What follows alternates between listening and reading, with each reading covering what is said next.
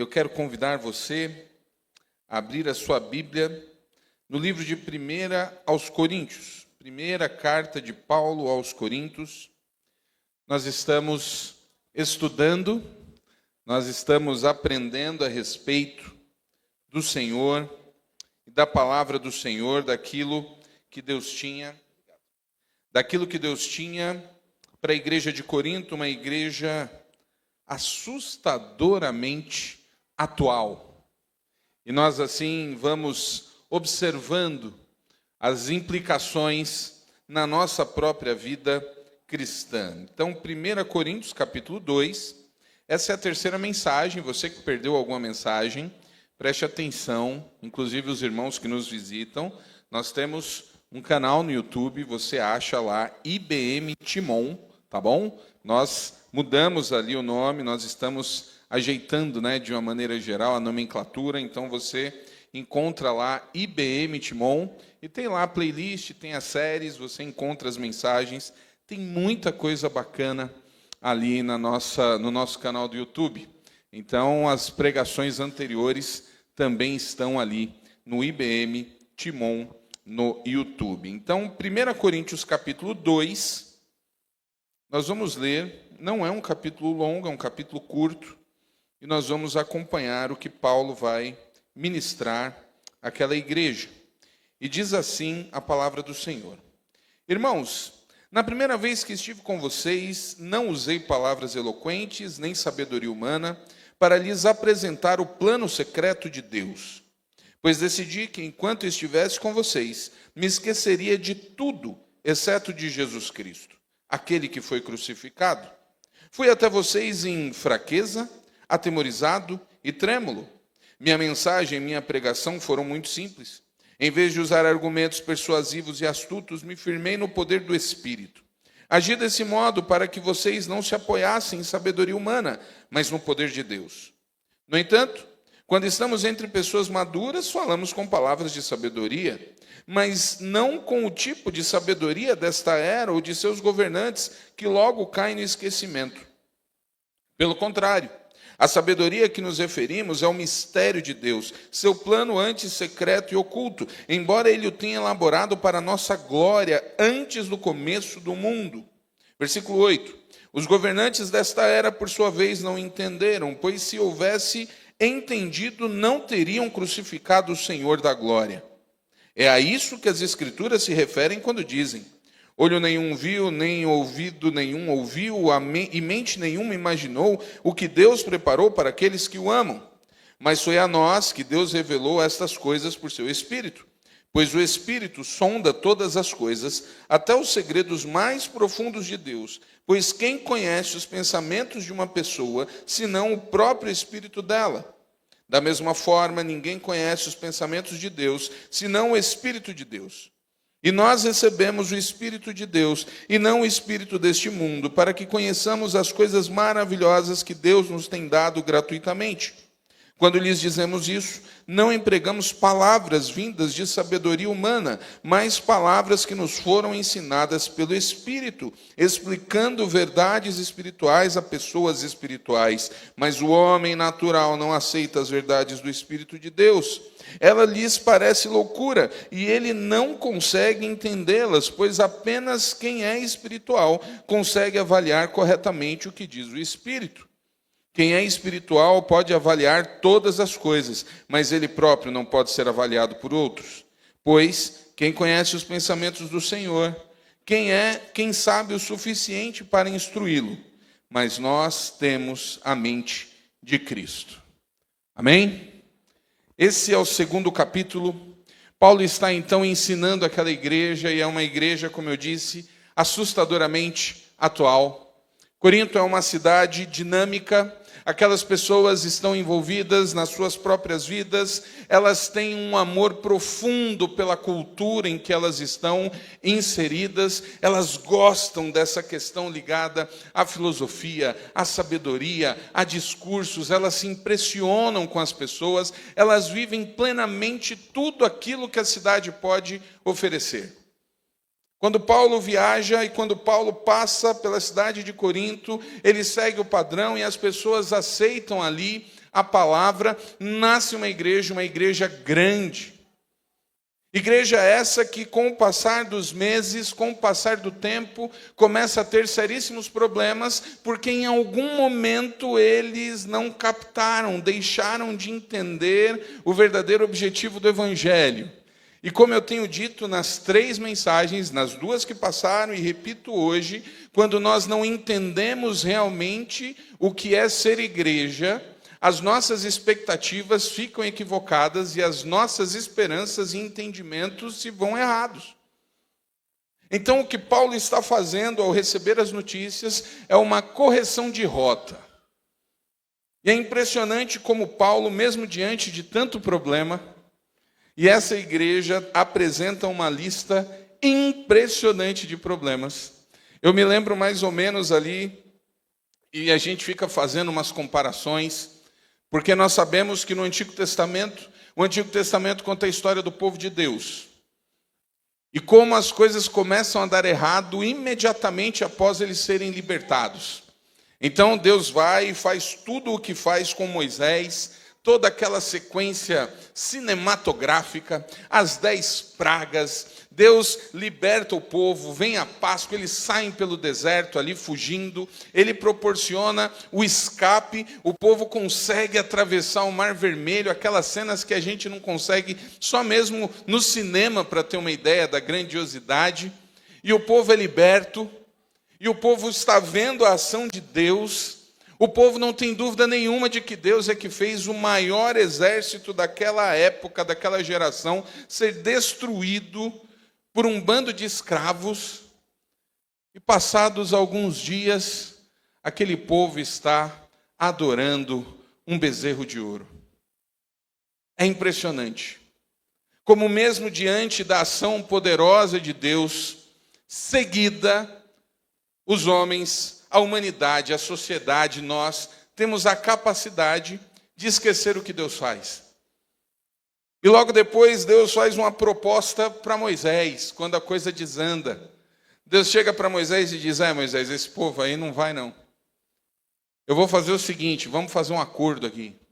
Eu destruo esse povo e começo outro novinho a partir de você. E ali Moisés não aceita, né? Ele diz: não, Senhor, quer que vão falar do Senhor? E aí Deus vira para Moisés e diz: então tá bom, eu não vou matar o povo não, eu não vou acabar com o povo, mas eu também não vou acompanhar. E aí Moisés vira e diz: se o Senhor não for à nossa frente, eu também não vou. E ali Deus segue com o povo, dando muito trabalho, e Deus corrigindo, e Deus tratando, e o povo dando problema, e Deus tratando, porque era, na verdade, o propósito do Senhor.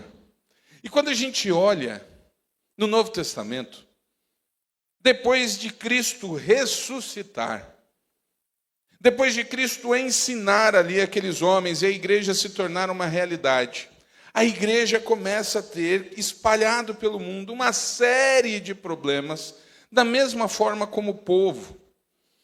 E a grande questão aí é porque, de fato, a nossa tendência é caminhar para o pecado. O que Paulo começa a mostrar para aquela igreja é que eles entenderam errado. E mesmo entendendo errado, Paulo deixa bem claro: vocês são a igreja do Senhor. Vocês precisam acordar, vocês precisam entender. E o fato deles não entenderem corretamente o que era a igreja, o fato de que eles agora têm o Evangelho, mas eles trazem as suas necessidades para o Evangelho e querem moldar as suas necessidades ao Evangelho, gera uma igreja completamente problemática. E isso é uma grande lição para nós em qualquer circunstância. Nós não podemos nos achegar ao Evangelho querendo formatar o Evangelho aquilo que acreditamos. Nós é que precisamos chegar no Evangelho e formatar o que nós acreditamos ao Evangelho. É o Evangelho quem precisa mudar as nossas vidas, e não nós adequarmos ao Evangelho a nossa rotina. É isso que Paulo está tratando. Paulo começa então porque aquela igreja acabou se desenvolvendo em uma fragmentação profunda. As pessoas se dividiram porque elas queriam resolver as coisas à sua própria maneira. Todas as vezes que nós tentamos resolver as coisas de Deus, a nossa maneira dá problema. Paulo começa a tratar isso no capítulo 1 e no 2, ele então coloca o ponto principal. O capítulo 2 é onde ele explica ali para eles, vocês precisam entender. O ponto principal está aqui. A coisa mais importante que precisa ser tratada é exatamente o que Paulo está dizendo aqui, qual é o grande segredo da igreja. E Paulo começa a usar alguns termos. E Paulo aqui, nesse capítulo, está falando abertamente sobre a salvação, sobre a cruz de Cristo. A resolução ou a solução para os nossos problemas, sejam em esfera de igreja ou individual, não é nenhum mistério. É a cruz de Cristo. Paulo começa a relembrar aqueles irmãos, e ele tem ali na primeira parte do capítulo, ele lembra quando ele chegou. E de novo, é importante entender os contextos para que faça sentido. Aquela sociedade esperava, aquelas pessoas, elas procuravam, elas admiravam homens com grande poder de oratória. As coisas eram resolvidas no discurso. As coisas eram resolvidas com pessoas que sabiam falar. Eram os doutores. E era natural na sociedade de Corinto os partidos. Afinal de contas, eu me identifico com fulano de tal, eu gosto do jeito que ele fala. Eu gosto do que ele fala. E essas coisas acabaram sendo levadas para a igreja. E Paulo então relembra como ele chega em Corinto. Então, nos versículos de 1 a 5, nós temos Paulo relembrando. E a primeira coisa é o que Paulo não pregou, ele deixa bem claro ali o que ele não fez. E Paulo abre o coração, porque nós precisamos lembrar também de quem era Paulo. Paulo é uma das mentes mais brilhantes do Novo Testamento. Paulo não era qualquer um. Se por um lado, nos apóstolos, nós temos figuras como Pedro, como os irmãos, como João, que eram pessoas mais simples, pescadores, Paulo não. Paulo era o príncipe dos fariseus. Paulo se declarava judeu dos judeus. Paulo era cidadão romano. Paulo era um homem extremamente culto. Paulo era alguém que conhecia como poucos a lei de Moisés e também todo o funcionamento do Império Romano. Definitivamente, Paulo não era qualquer um. E talvez a igreja de Corinto soasse como uma tentação. Porque Paulo poderia muito bem se destravar do que faz no meio de outras comunidades e literalmente debater de igual para igual. Era o lugar da filosofia, assim como Roma. Mas Paulo dá uma declaração curiosa. Paulo abre o capítulo dizendo exatamente o contrário. Irmãos, na primeira vez que estive com vocês, não usei palavras eloquentes nem sabedoria humana para lhes apresentar o plano secreto de Deus. Paulo está dizendo que fez o contrário. Inclusive, provavelmente, a postura de Paulo, a maneira como Paulo soa fragilizado no início do capítulo, é que gerou um incômodo e a decisão de pessoas escolherem outros líderes. Em outras palavras, Paulo talvez não tenha agradado a sede que muitos tinham de se sentir representado por alguém mais sábio, por alguém mais poderoso nas palavras. E aqui nós começamos a trazer alguns paralelos. Porque às vezes nós jogamos os nossos anseios e as nossas expectativas para algo que a Bíblia nunca colocou. A necessidade, e eu converso muito sobre isso, e falo, porque eu tenho o privilégio, assim como muitos aqui, de estarem, podemos dizer, há décadas, no sentido de convertido. Eu nasci no ambiente da igreja. Então eu já tenho alguns anos. E eu lembro muito bem da época em que ser evangélico não era moda como é hoje. Hoje a gente observa e vê, às vezes até com certo desespero, pessoas que se declaram como evangélicas, que não mudam absolutamente nada o jeito de viver. Mas eu lembro a época em que dizer que era evangélico gerava piada, preconceito, quando nós não tínhamos nenhuma figura famosa se dizendo evangélico. E como, à medida que alguns foram se convertendo, a gente tinha até um certo orgulho. Ô, fulano de tal, você viu? É crente. A molecada se contentava, e na época que eu tinha meus 11, 12 anos, os atletas de Cristo viveram um auge no Brasil. Hoje a gente continua tendo muito atleta, mas naquela época, em específico, os atletas de Cristo tinham um destaque gigante. Eles lançaram um disco no Faustão, no começo dos anos 90. Aquilo era impensável. E a minha grande frustração é porque quase todos os atletas de Cristo jogavam no São Paulo. Aquilo era uma tristeza para mim. Eu falei, tanto time para esse povo crente jogar, vão jogar justo no São Paulo. E não aparecia um atleta de Cristo no Corinthians. Aí eu tinha que ouvir meus amigos, minha mãe, esse time de São Jorge, isso aí não é de Deus. E eu falei, ô Senhor, manda um atleta de Cristo. Aí começa a surgir a história que o Marcelinho Carioca tinha se convertido. Oba! E esse homem só dava vergonha, era terrível, ele batia nos outros. E depois dizia, né, igual o Neymar, que faz o que faz e aparece com a faixa, Jesus. Tristeza que às vezes a gente tem disso. Mas o fato é que eu lembro bem da época em que não era tão glamuroso como é agora. E às vezes nós temos a necessidade de nos sentir representados por aquilo que a gente sonha. Por aquilo que a gente bate o olho e diz, olha ali, é aquele ali, é daquele jeito. E Paulo está dizendo o contrário, Paulo está dizendo, eu não fui até vocês, demonstrando grande coisa. E Paulo diz o porquê ele não faz isso. No versículo 2 ele diz, pois decidi que enquanto estivesse com vocês, me esqueceria de tudo, exceto de Jesus Cristo, aquele que foi crucificado.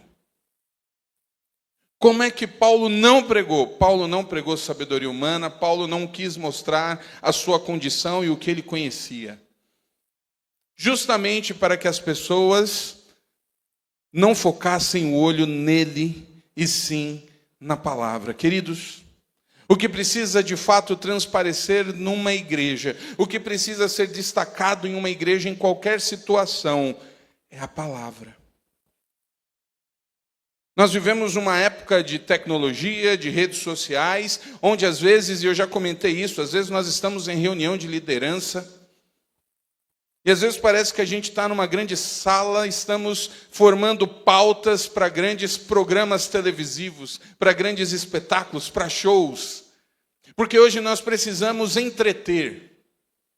Os pastores sobem ao púlpito com uma missão ingrata, de terem que fazer dezenas, dependendo da igreja, centenas, outras maiores, milhares, de pessoas se conectarem, ouvirem. No mundo que a gente concorre com tudo. E aí tem igreja que faz todo tipo de coisa. Para que as pessoas fiquem lá. Para que as pessoas achem aquilo incrível. Para que seja bacana. E aí Paulo diz, eu não cheguei com outra alternativa que não fosse o Evangelho do Senhor. Porque aquelas pessoas não poderiam correr o risco de entender que a igreja não é o Evangelho. E aí Paulo deixa bem claro o que ele prega. Ele prega a loucura da cruz. Fui até vocês em fraqueza, atemorizado e trêmulo. Minha mensagem e minha pregação foram muito simples. Em vez de usar argumentos persuasivos e astutos, me firmei no poder do Espírito. Agi desse modo para que vocês não se apoiassem em sabedoria humana, mas no poder de Deus. Às vezes a gente espera muita coisa ou quer muita coisa da igreja. Às vezes nós nos deslocamos e a gente chama isso aqui de culto. Vamos ao culto. Até hoje muitas pessoas carregam a expressão equivocada dizendo, vamos assistir ao culto. E a gente convida as pessoas para assistirem o culto. Mas na verdade, culto não é algo que você assiste. Culto é algo que você oferece. O objetivo principal da igreja? É oferecer um culto ao Senhor quando nos reunimos em celebrações públicas? É oferecer a Deus, mas nós nos preparamos. E nós chegamos aqui, na verdade, não para oferecer, mas para receber. Porque na maioria das vezes nós nos deslocamos até a igreja esperando que vá acontecer algo. Não, eu vou porque eu preciso de alguma coisa. Eu quero que Deus fale comigo hoje.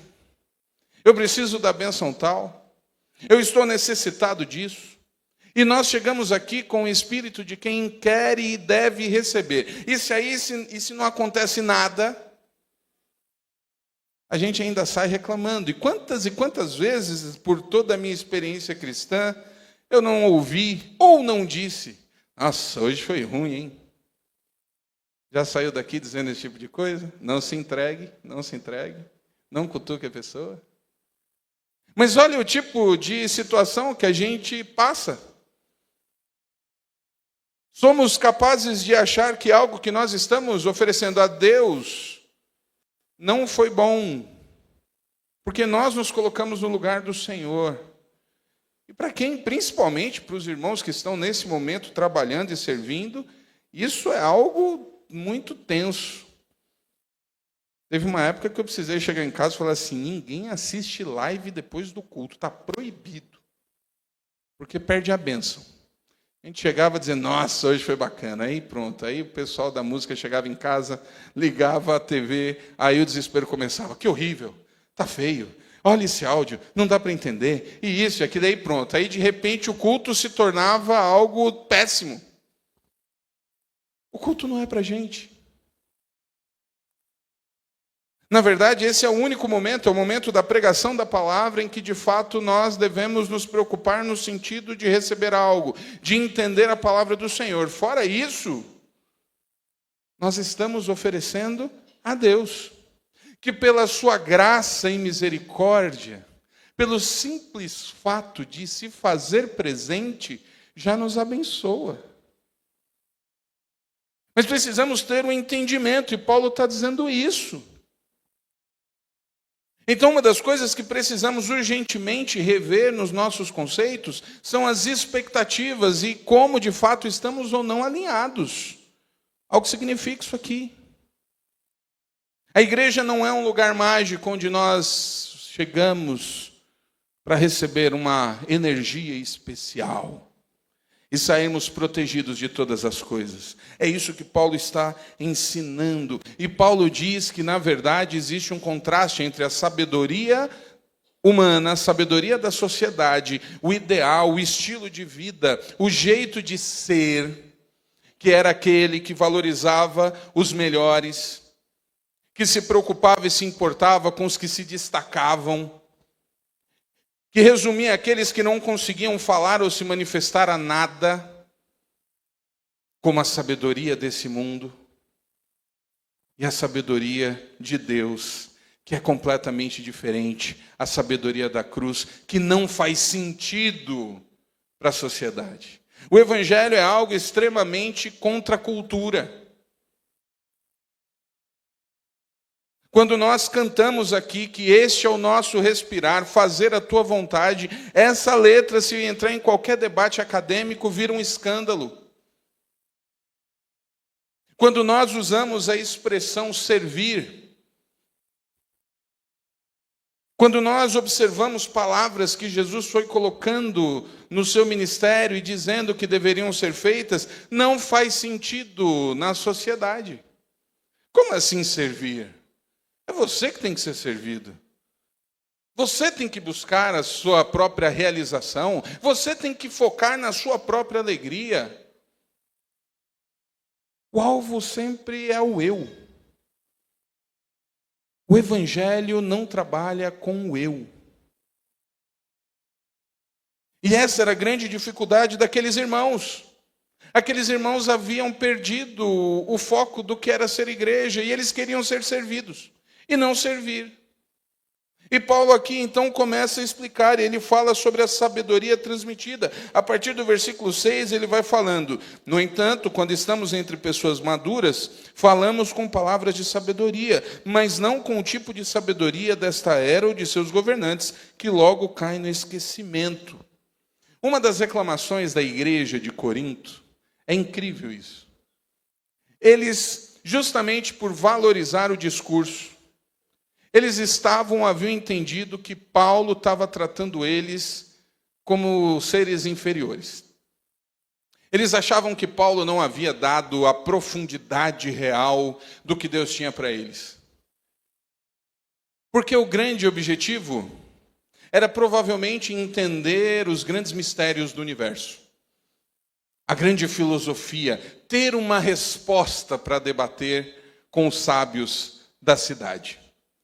E Paulo não apresenta nada. Paulo fala da cruz. Eu falei na semana passada, e é bom frisar, a cruz era um símbolo de vergonha.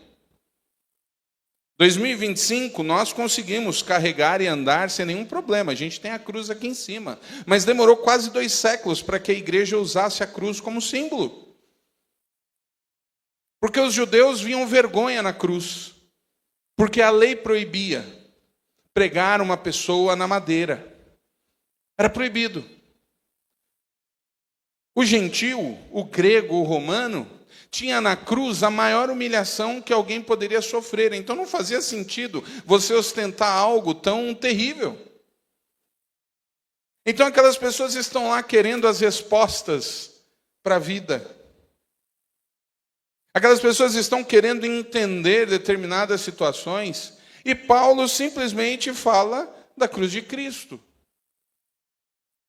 Às vezes a gente perde muito tempo também querendo ter respostas que a gente não vai ter. Porque o foco não é responder os grandes enigmas do universo. Paulo consegue olhar e ver única e exclusivamente como a razão de sua vida a graça e a misericórdia de Deus. Aqueles homens se ofenderam. Paulo não está falando com a gente. Paulo acha que a gente não tem capacidade para entender. Eles se ofenderam. E Paulo está aqui falando sobre isso. E na verdade eles não tinham, porque eles tinham entendido errado. Aquela igreja se julgava uma igreja esclarecida, uma igreja madura, e eles estavam mostrando o contrário. Portanto, a gente precisa tomar muito cuidado com a maneira como nós escalamos ou entendemos a nossa própria maturidade. Esse negócio de achar que eu já vivi muito, que eu já trabalhei muito, que eu já sei muito. Queridos, não existe auge de conhecimento na caminhada com Cristo. Nós sempre estamos aprendendo alguma coisa. Não existe aposentadoria do trabalho de Cristo. Não, deixe os outros servir, eu já trabalhei demais. Não é você que define, não é você que faz. É o Senhor quem coordena. Então Paulo deixa bem clara a sabedoria que ele transmitiu. E aqueles homens não estavam conseguindo focar. Então Paulo deixa bem claro, ele fala aqui o seguinte no versículo 8. Os governantes dessa era, por sua vez, não entenderam, pois se houvessem entendido, não teriam crucificado o Senhor da glória. É isso que as Escrituras se referem quando dizem: olho nenhum viu, ouvido nenhum ouviu, e a mente nenhuma imaginou o que Deus preparou para aqueles que o amam. Paulo agora está colocando aqueles homens no seu devido lugar. Paulo está lhe dizendo: vocês acham que eu estou escondendo algo de vocês? Não estou. A sabedoria de Deus é mistério, não no sentido que a gente fica imaginando, é porque o homem não consegue entender. Ele está dizendo: se os homens que vocês admiram, se as autoridades que vocês tanto prestam reverência, se eles tivessem entendido o plano do Senhor, Jesus não haveria sido crucificado. Paulo mostra que mesmo sem entender, aqueles homens, a história é conduzida pelo Senhor. Não fazia nenhum sentido Jesus ser crucificado, e era exatamente isso que Deus queria. Quando Paulo fala da loucura da cruz, quando Paulo fala da sabedoria de Deus, ele está o tempo todo falando do que importa, porque Paulo está focado no que significa a cruz de Cristo. A cruz de Cristo significa salvação, e nada, absolutamente nada, era mais importante do que aquilo. O que nos entristece muitas vezes é que na nossa arrogância de seres humanos evoluídos, a gente ousa a olhar para a cruz de Cristo e achar que não basta. Paulo olhava para aquilo e dizia: não tem nada mais importante do que eu estou trazendo para vocês. É a coisa mais importante do universo, é a salvação, e isso é simples. O grande problema é que as pessoas não conseguem se afeiçoar com o que é simples. Elas entendem, têm uma necessidade de achar que as coisas precisam ser mais complicadas. Não é possível que seja só isso. Tem que ter algo a mais. Porque saber e observar a salvação concedida pela graça não basta. Porque nós nos atentamos ou nos pegamos com outras coisas. Não, o que me interessa a salvação na cruz depois que eu morrer? Eu preciso pagar a minha conta amanhã. É assim que a gente acaba conduzindo. E os problemas que são infinitamente menores se tornam algo muito mais proibitivo ou urgente do que o fato de olharmos e nos contentarmos com a graça do Senhor salvando. Paulo olhava para a cruz e Paulo não se conformava. Paulo era absolutamente encantado e apaixonado pelo amor de Deus na vida dele, e aquilo era suficiente. E o grande problema é que os coríntios olhavam aquilo e diziam: é só isso? É só isso mesmo? Às vezes nós olhamos e queremos tantas coisas, a gente quer entender, a gente quer ter a resposta pronta, a gente quer aprofundar na teologia. Nós vivemos e olhamos as coisas e dizemos: tem que ter uma resposta. Tem que ter uma resposta. Não tem que ter. Porque Paulo havia entendido algo que a gente tem muita dificuldade. A coisa mais importante que Deus poderia ter feito na nossa vida, Ele fez na cruz. Paulo havia entendido uma lógica que a gente tem dificuldade. A grande realidade é que depois do que o homem fez no Éden, tudo é lucro. Nós poderíamos ter sido destruídos ali. E não fomos. As misericórdias do Senhor nos permitem estar aqui hoje. E independente do seu problema, Deus já está sendo infinito em misericórdia. Porque nós não merecemos.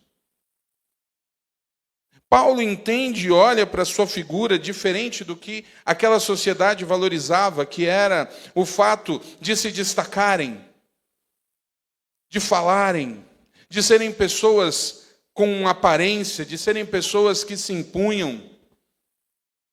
E Paulo olha para a sua fragilidade. E ao invés de ficar pensando: por que Deus me permite sofrer tanto? Por que justamente quando eu ia... Esse é um pensamento que passa na cabeça de muito crente. Digo isso porque na minha já passou várias vezes. Ou quem nunca chegou e falou assim: nossa, mas eu quero fazer tudo certo e só dá errado. Por que é que justo eu, servo de Deus, passo por esse monte de luta e o ímpio está ali? Você vai dizer que nunca te passou essa curiosidade. Nossa, eu estou na igreja, estou me dedicando à promoção, vem para esse homem que não sai do terreiro. Já pensou nessas coisas? Isso aí dá processo, depois vocês cortam essa parte. Nunca pensou nisso? Como é que pode aquela pessoa ali está vivendo tão bem, e eu que sou servo de Deus? Paulo não olha isso. Paulo vê o contrário. Uau! Como Deus é incrível, porque mesmo eu não merecendo e não sendo nada, sendo fragilizado, Ele me usa, Ele fala comigo, Ele vive em mim. Paulo vê na sua fragilidade algo incrível de gratidão a Deus. Enquanto as pessoas entendem que Deus vai usar os melhores, Paulo olha e diz: a graça de Deus é algo infinitamente superior, porque mesmo eu não merecendo, Ele cuida de mim. É um pensamento completamente diferente do que nós estamos e somos forjados a pensar, enquanto a gente fica procurando mérito. Aquela igreja estava rachada porque eles queriam interpretar a igreja e a Bíblia do seu próprio jeito, e Paulo está dizendo: está errado. Vocês precisam olhar para Deus com o olhar da cruz, com a lógica da cruz e não do mundo. Isso continua acontecendo hoje, ou nós invertemos e começamos a entender a lógica de pensamento da cruz, ou a gente vai perder tempo, anos da nossa vida, insatisfeitos e frustrados em algo que não vai funcionar. A gente quer tratar as coisas de Deus como sendo nossas, e elas são de Deus. Paulo olha para aquela igreja e diz: vocês são a igreja do Senhor. Cristo morreu foi por vocês mesmo. Mas vocês precisam entender isso, a cruz precisa bastar. Paulo começa a mostrar então que ele transmitiu, ele está transmitindo, não tem algo mais profundo. Você que precisa entender o que significa isso. E é verdade, não existe nada mais profundo do que a cruz de Cristo. A cruz de Cristo representa o auge do plano da salvação. A cruz de Cristo representa que não importa o quanto você ache que a sua vida é ajeitadinha, ela não é.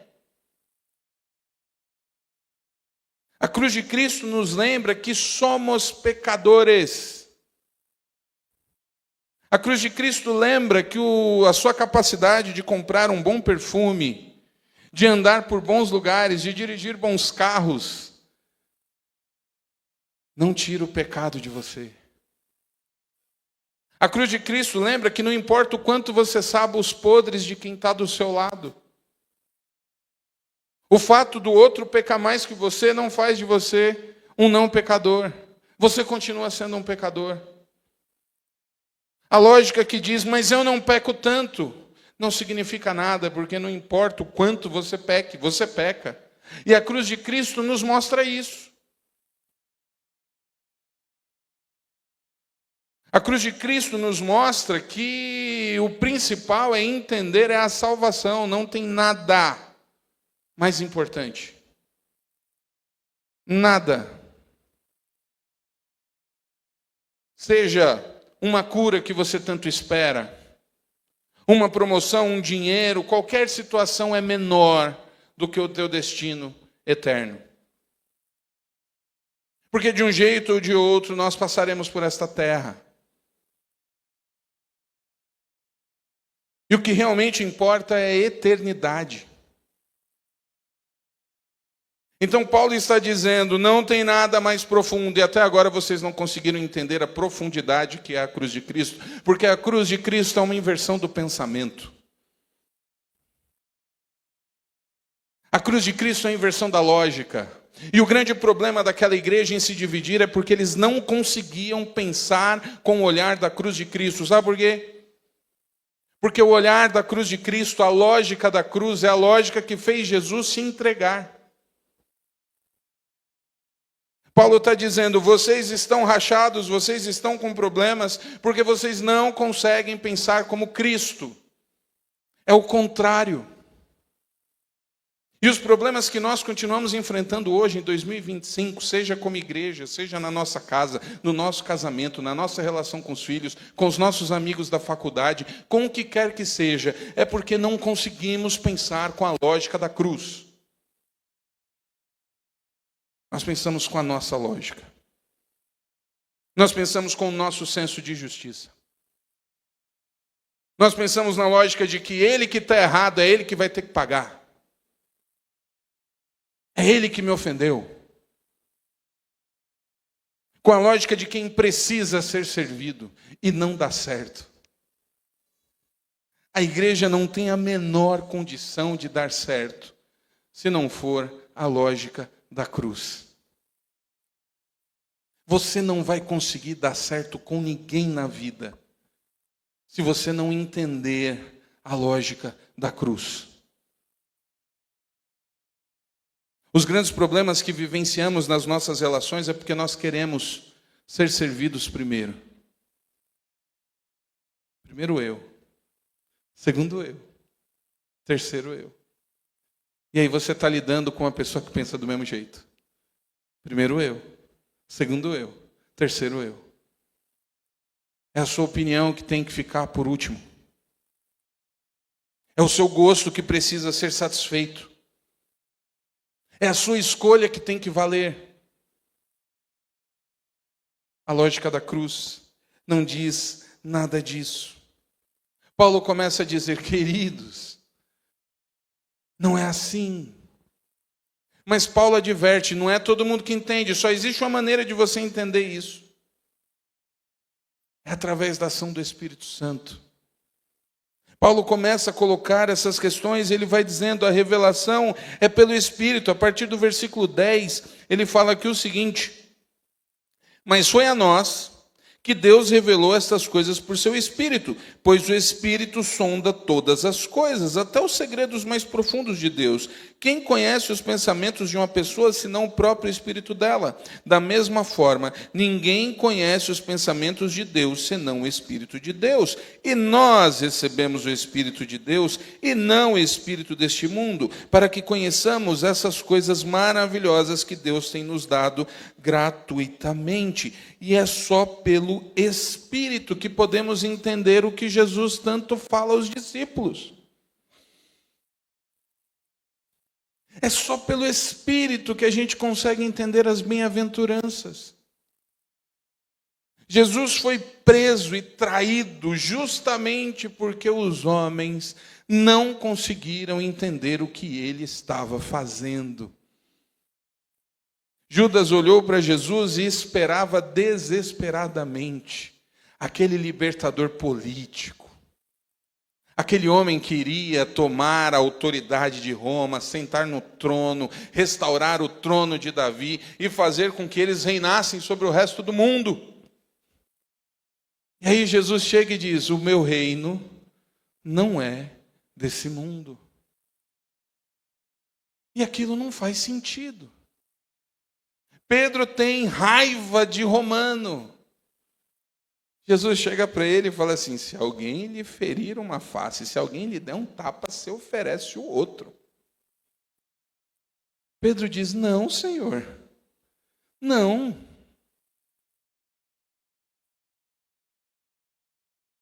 Jesus está mostrando, porque a lógica da cruz é a lógica do sacrifício, é a de se entregar. É a de amar. Amar não somente aqueles que nós queremos, mas amar aqueles que na verdade a gente odeia. É por isso que não faz sentido. E é só pelo Espírito Santo que a gente consegue entender essa loucura.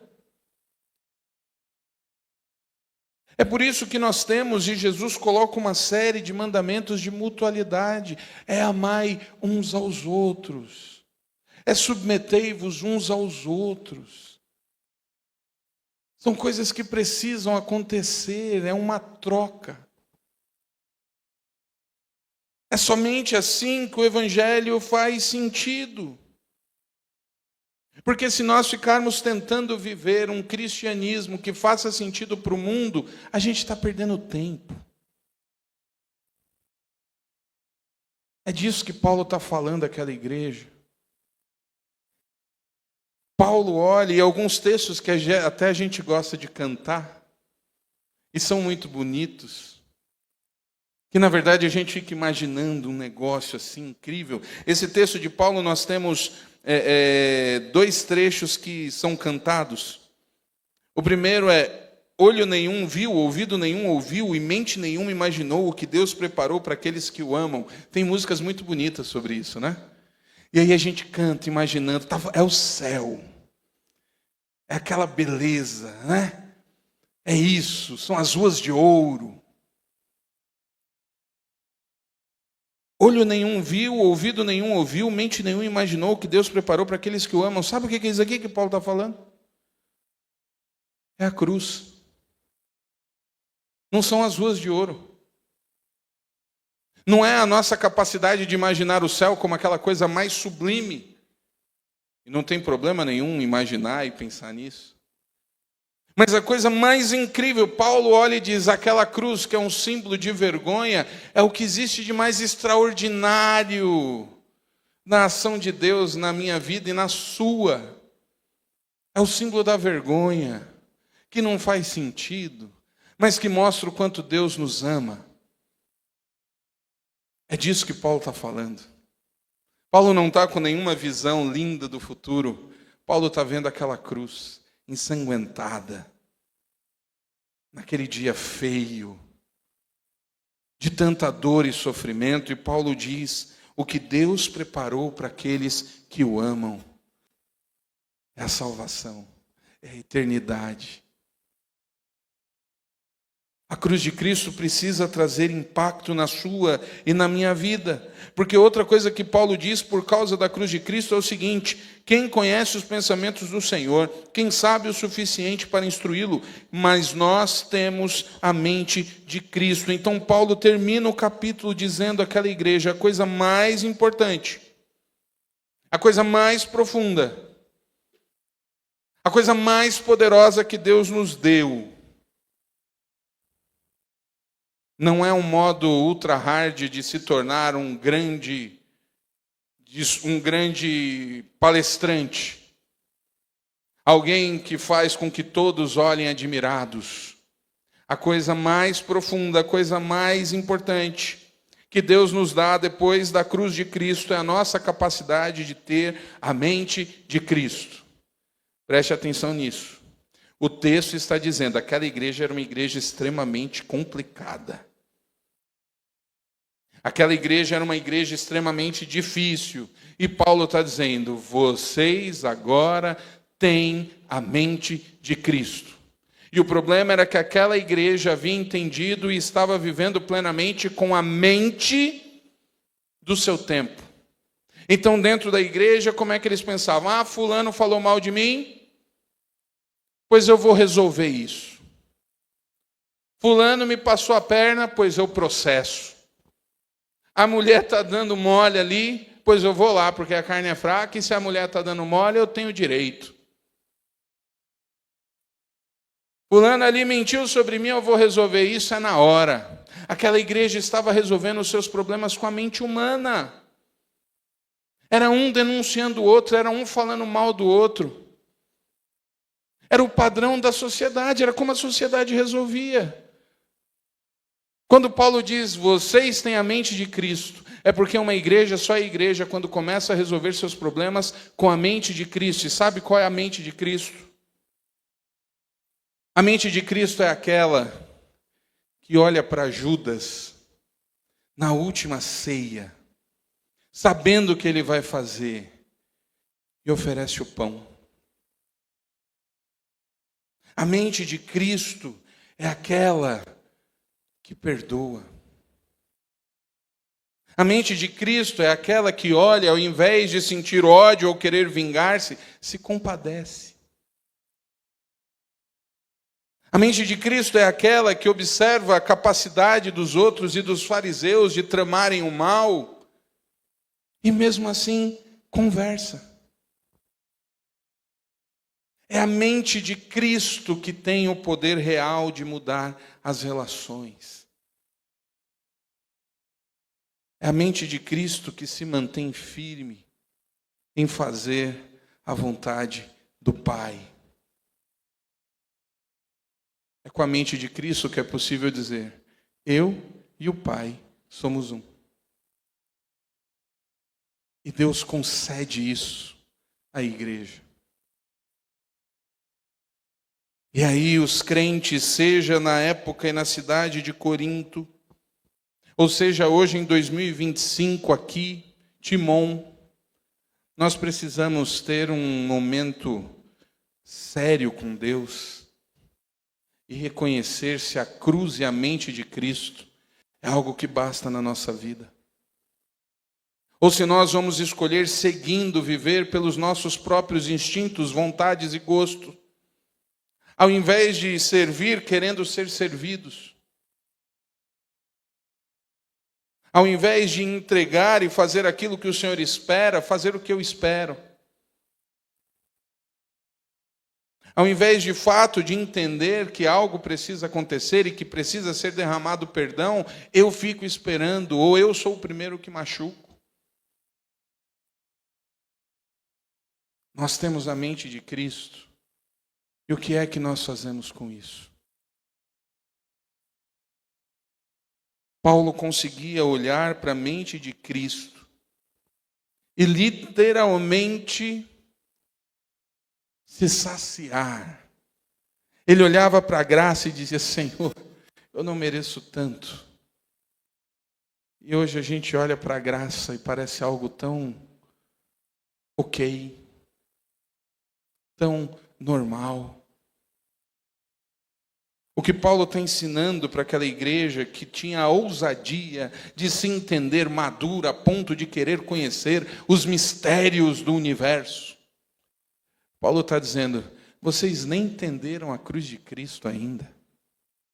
O que é que vocês querem mais? Tem pessoas que passam a vida inteira, 60, 70, 80 anos e não conseguem entender algo básico, como o sacrifício de Jesus na cruz. Tem pessoas que ouvem milhares de vezes o que Jesus fez na cruz e são incapazes de tomar uma decisão. E querem coisas mais profundas. Meu querido, o que é que você precisa? Você não precisa de nada que não seja entender o que Cristo fez por você na cruz. E enquanto isso não mudar a sua vida, não adianta mais nada.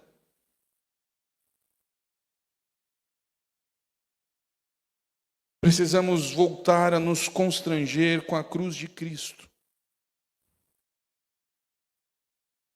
E aí a gente tem que refletir sério. A cruz de Cristo constrange. Esses dias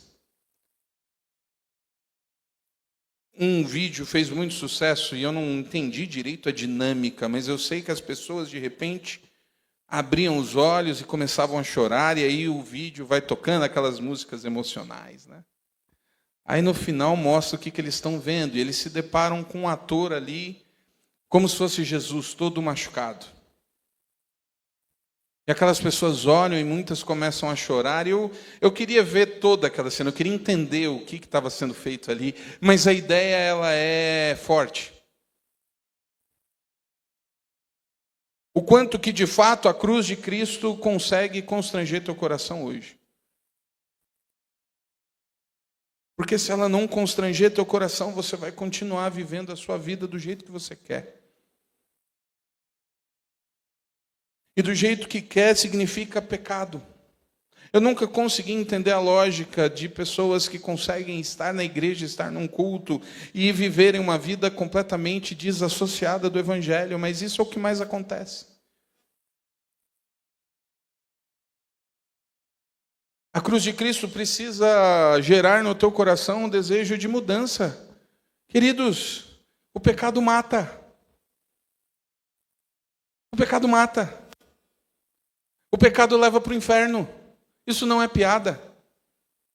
Se eu consigo estar na igreja e consigo continuar mentindo com a maior naturalidade, tem um problema.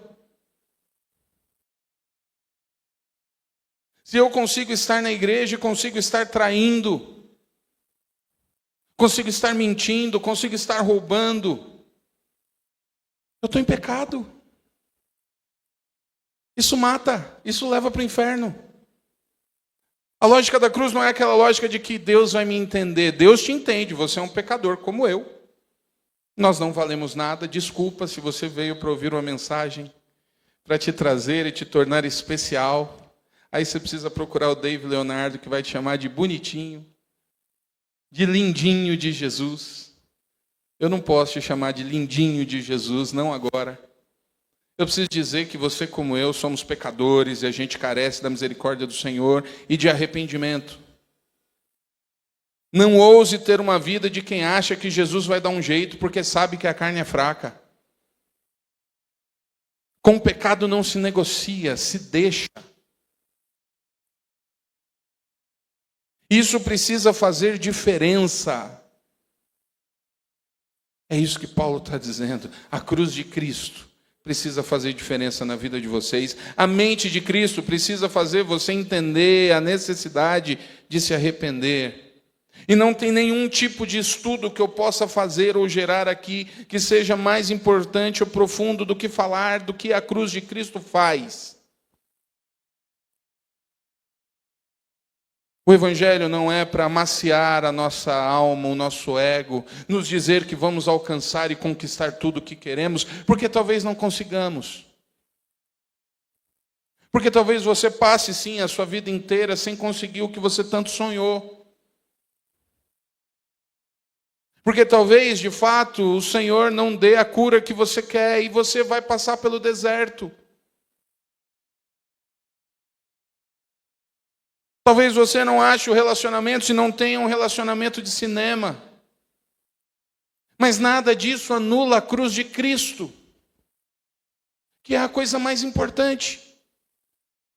Porque é ela que te leva para o céu.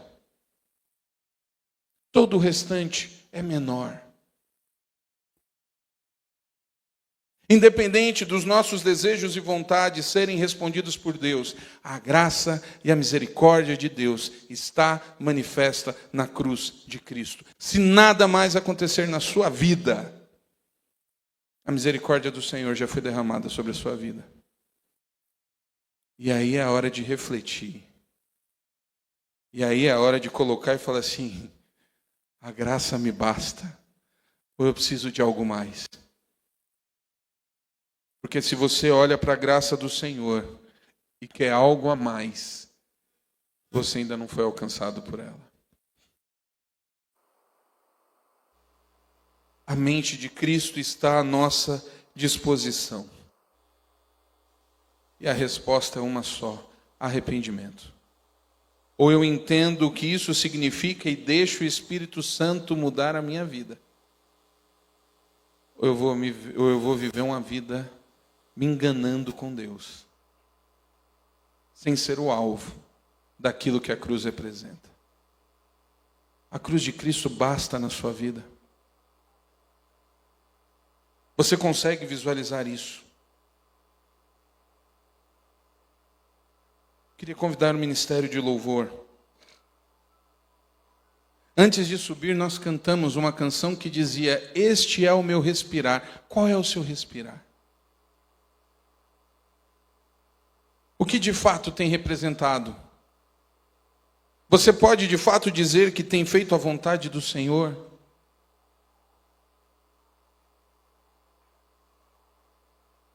Ou você, na verdade, tem vivido uma vida seguindo os seus próprios planos e ordens e as coisas que você quer fazer? Você pode fazer isso. Mas se você fizer isso, a cruz de Cristo não tem efeito. Você já conseguiu entender que você precisa? Você já conseguiu entender que isso não é para o outro? E se você não tomar de fato uma decisão a respeito disso, nada mais adianta. Você pode, eu espero e quero que todo mundo continue vindo aqui. A gente tem muito visitante. Deus abençoe tua vida. Volte sempre que quiser. Fica aqui com a gente. Mas o objetivo principal aqui é a cruz de Cristo. É a salvação. E que isso gere vidas que trabalham para o Senhor e que vivam satisfeitas com a graça dEle. E se você visitar e passar 10, 15, 20, 40 anos aqui e nunca se decidir com relação à cruz de Cristo, você não vai para o céu, para a eternidade.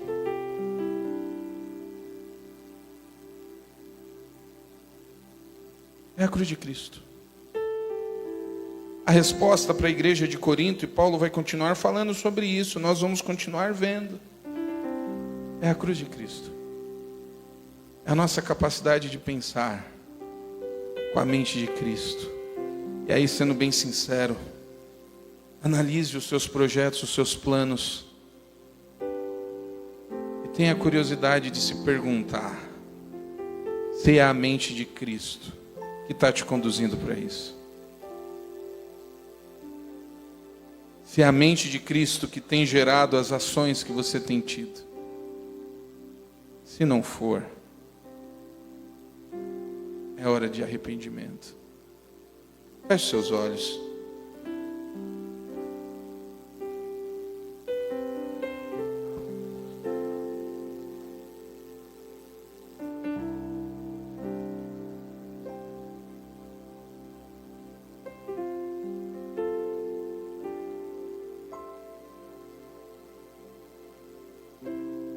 Só existe uma solução para o pecado. É arrependimento.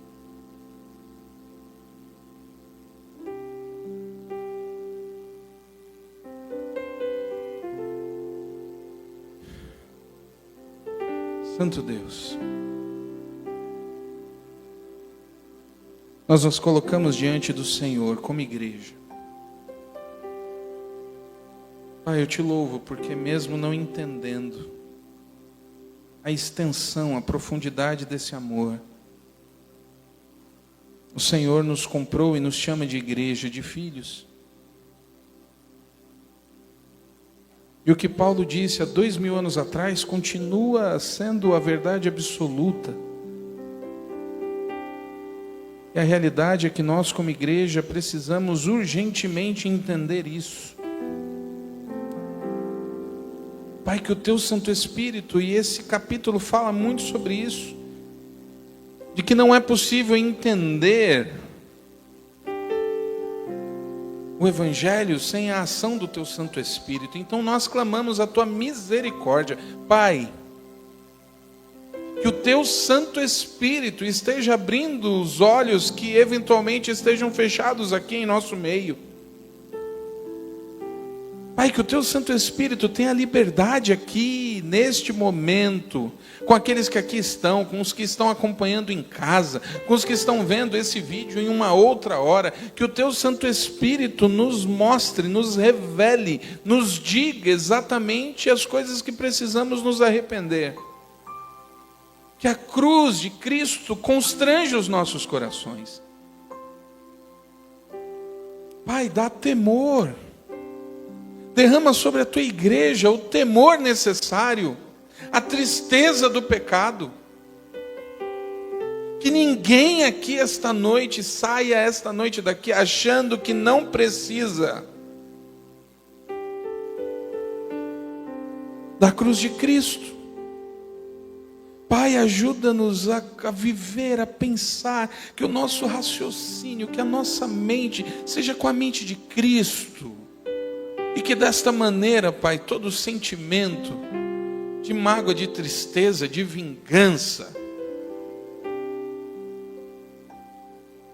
Pai, que isso caia pelo poder do sangue de Jesus. Que ao olharmos o outro, tenhamos o mesmo amor que o Senhor tem por cada um de nós. Amor que perdoa. Amor que modifica. Pai, aqueles que estão aprisionados no pecado, aqueles que não conseguem viver de maneira digna o Evangelho, mesmo aparentando, Pai, que tudo isso venha, que haja incômodo, que de fato o pecado gere o incômodo, a tristeza, e que isso volte para a cruz de Cristo. Pai, que cada um aqui esta noite, que nunca olhou com a necessidade de arrependimento para o sacrifício de Jesus na cruz, que isso aconteça no coração. Pai, que ninguém se perca.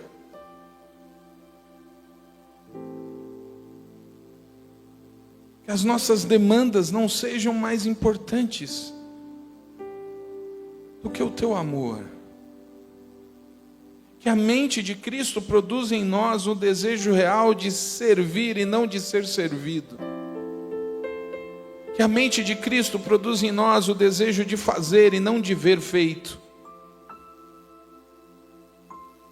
E que assim o Senhor se agrade de tudo aquilo que estamos fazendo.